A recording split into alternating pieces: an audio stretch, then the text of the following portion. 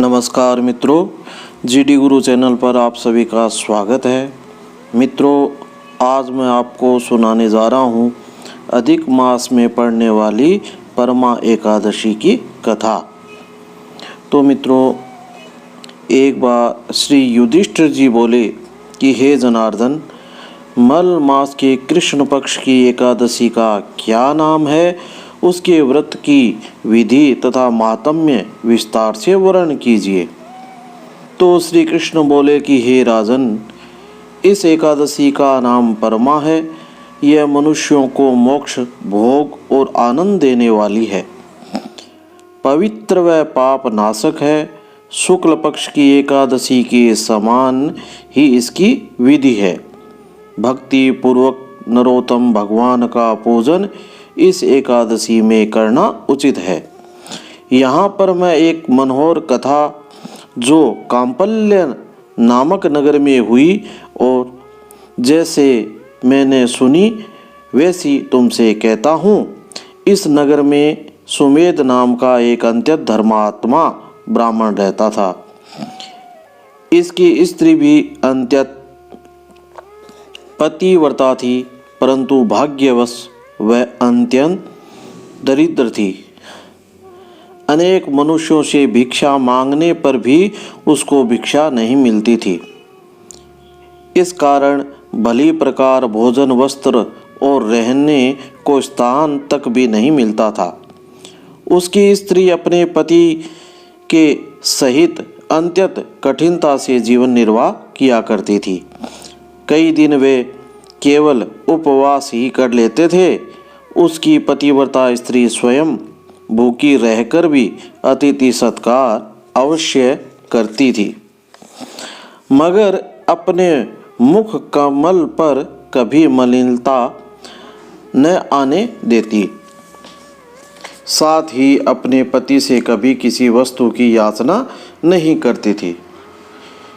यद्यपि उसका शरीर दिन प्रतिदिन दुर्बल होता जाता था, इस प्रकार अपनी स्त्री के दुर्बल शरीर एवं घर में अन्न का अभाव देखकर वह सुमेध ब्राह्मण एक दिन अपनी स्त्री से कहने लगा, हे प्रिय, यदि मैं किसी श्रेष्ठ मनुष्य से धन मांगता हूँ तो मुझको कोई कुछ देता नहीं। मैं क्या करूँ, कहाँ जाऊँ?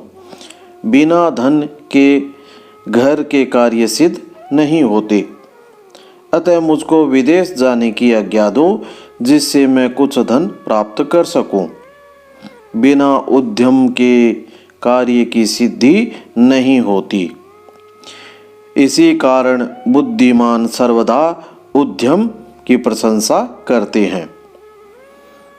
पति के दुखपूर्ण वचन सुनकर वह सुंदर नेत्रों वाली स्त्री नेत्रों में आंसू भरकर तथा दोनों हाथ जोड़कर बड़े विनीत भाव से अपने पति से कहने लगी कि हे स्वामी, यद्यपि मैं कोई विद्वान पंडित नहीं, फिर भी आपकी आज्ञा से कुछ कहना चाहती हूँ, जिससे कि मैं आपकी और अपनी भलाई ही चाहती हूँ। क्योंकि विपत्तिग्रस्त मनुष्य सर्वदा यही कहते हैं कि मनुष्य को जो कुछ मिलता है पूर्व जन्म का दिया हुआ ही मिलता है। बिना दिए हुए चाहे स्वर्ण के पर्वत मेरू पर चला जाए, वहाँ भी कुछ नहीं मिलेगा। अपने पूर्व जन्मों में मनुष्य विद्या, धन या भूमि जो कुछ भी दान देता है, वही इस समय में पृथ्वी पर मिलता है। ब्रह्मा ने जो कुछ भाग्य में लिख दिया वह किसी जगह भी मिल सकता है।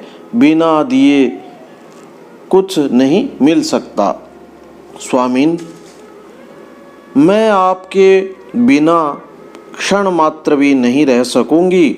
माता, पिता, भाई, बांधव, सास, ससुर और दूसरे कुटुंबी जन कोई भी आदर सत्कार नहीं करेगा। सब पतिहीन तथा भाग्यहीन कहकर मेरी निंदा करेंगे। अतः इसी जगह पर रहकर जो कुछ भी मिले उसी में सुख मानिए। अपनी स्त्री के ऐसे वचन सुनकर वह ब्राह्मण विदेश नहीं गया। एक समय मुनियों में श्रेष्ठ कौंडिन्य मुनि भाग्यवश वहां पर आ गए। उनको आए हुए देखकर सुमेध अत्यंत प्रसन्न हुए और अपनी स्त्री सहित शीघ्रता से बड़ी नम्रता के साथ बारंबार उनको नमस्कार किया और कहने लगे कि आज हम धन्य हैं, हमारा जन्म आपके दर्शन से सफल हुआ। यहाँ आकर आपने हमको अनुग्रहित किया, हमारे बड़े भाग्य जो आपके दर्शन हुए। ऐसा कहकर सुंदर आसन दे मुनि की पूजा की और श्रद्धा के साथ मुनि को भोजन कराया। उस श्रेष्ठ पतिव्रता स्त्री ने मुनि से पूछा कि महाराज, दरिद्रता का नाश कैसे होता है? बिना दान किए हुए भी धन, विद्या, स्त्री और दूसरे पदार्थ कैसे प्राप्त हो सकते हैं? मेरे पति मुझे छोड़कर धन की आशा में विदेश जा रहे हैं, मैंने उनको रोका है। मेरे भाग्यवश आप यहाँ आ गए हैं, अतः हे मामुने, कृपा करके कोई ऐसा उपाय, व्रत, तीर्थ या तप व्रत बतलाइए जिससे हमारा यह दुख दारिद्र दूर हो। उस सुशीला के ऐसे वचन सुन अपने मन में सब पापों, दारिद्र और दुखों का नाश करने वाले उत्तम व्रत का विचार कर मुनि कहने लगे कि हे सुशीले, मल मास के कृष्ण पक्ष की भगवान की अति प्रिय भक्ति देने वाली परमा नाम की जो एकादशी है, तुम उसकी उपासना तथा व्रत करो। उसके करने से मनुष्य धन धान्य से संपन्न हो जाते हैं। विधि पूर्वक व्रत और रात्रि को नृत्य गीत आदि करके जागरण करना चाहिए। इस व्रत को सबसे पहले कुबेर जी ने किया था। तब श्री शिव जी ने प्रसन्न होकर उनको धन का स्वामी बना दिया। फिर अपने पुत्र को बेचने वाले राजा हरिश्चंद्र ने किया तो उनको अपना खोया हुआ राज्य और ऐश्वर्य तथा स्त्री पुत्र पुनः प्राप्त हो गया। अतः तुम भी रात्रि के जागरण सहित इस व्रत को करो। हे पांडव, इतना कहकर अति प्रसन्नता के साथ कौंडिन्य ऋषि ने व्रत की सब विधि उनको समझाई। फिर उनसे पंचरात्रि का शुभ कारक व्रत का वर्णन किया, जिसके अनुष्ठान मात्र से भोग और मोक्ष दोनों प्राप्त होते हैं। उन्होंने कहा कि परमा एकादशी के दिन प्रातःकाल नित्य क्रम से निवृत्त होकर यथाशक्ति पंचरात्रि व्रत करने का नियम करें। जो प्रातःकाल स्नान करके 5 दिन पर्यंत निराहार रहता है, वह अपने माता, पिता तथा स्त्री सहित विष्णु लोक को जाता है। जिसने 5 दिनों तक स्नान आदि करके विधि पूर्वक ब्राह्मण भोजन कराया, उसने देवता, मनुष्य, राक्षसों सहित सबको भोजन करा दिया। जो स्नान करके 5 दिन तक तिल से भरकर पात्र का दान करते हैं, वे समस्त सुखों का भोग कर सूर्य लोक में आनंद प्राप्त करते हैं। और जो घी का पात्र दान करते हैं और ब्रह्मचर्य से रहते हैं, वे देवांगनाओं के सहित स्वर्ग में आनंद करते हैं। कौंडिन्य ऋषि कहने लगे कि हे सुशीले, तुम भी अपने पति सहित इस व्रत को करो। इस व्रत के करने से अन्न और धन से युक्त होकर अंत में स्वर्ग को जाओगे। उस ब्राह्मणी ने कौंडिन्य ऋषि की बताई हुई विधि के अनुसार व्रत किया तथा 5 रात्रि के समाप्त होने पर परमा एकादशी का व्रत किया।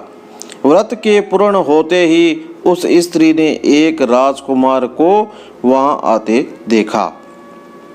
राजकुमार ने ब्रह्मा की प्रेरणा से सब सुंदर वस्तुओं सहित नवीन ग्रह देकर उसमें उनका निवास कराया। तत्पश्चात उस राजकुमार ने 1 ग्राम उनकी जीविका के निमित्त दान में दे दिया। मल मास की कृष्ण पक्ष की परमा एकादशी का आदर सहित व्रत करने से वे समस्त पापों से मुक्त होकर के विष्णु लोक को चले गए। जो मनुष्य यह मानव देह प्राप्त करके भी मल मास में एकादशी का व्रत नहीं करते, वे 84 लाख योनियों में भ्रमते हुए दुख पाते हैं। मनुष्य देह अत्यंत दुर्लभ बड़े पुण्य के प्रताप से मिलती है। हे कृष्ण, कृष्ण भगवान द्वारा कहे हुए इस महात्म्य को सुनकर राजा युधिष्ठिर ने अपनी पत्नी तथा भाइयों सहित एकादशी के व्रत को किया और अनेक भोगों को भोगकर अंत समय में भगवान विष्णु के वैकुंठ लोक को चले गए। सूत जी कहते हैं कि और भी जो मनुष्य मल मास की एकादशी को विधि पूर्वक और श्रद्धा से पंचरात्रि व्रत करेगा, वह इंद्र के समान भोगों को भोगकर अंत में तीनों लोकों में वंदित होकर विष्णु लोक को प्राप्त होगा। बोलिए विष्णु भगवान की जय। मित्रों, मेरे चैनल पर और भी कथा सुनने के लिए आप चैनल को सब्सक्राइब करते रहें, लाइक करते रहें, शेयर करते रहें। जिन्होंने अभी तक चैनल को सब्सक्राइब नहीं किया है वो कृपया जल्दी से कर ले, ताकि आपको और भी अच्छी अच्छी कथा श्रवण करने का लाभ प्राप्त होता रहे। और बेल आइकन को अवश्य दबाएं ताकि कोई भी कथा मैं डाउनलोड करूं तो आपको तुरंत उसका मैसेज प्राप्त हो जाए। धन्यवाद।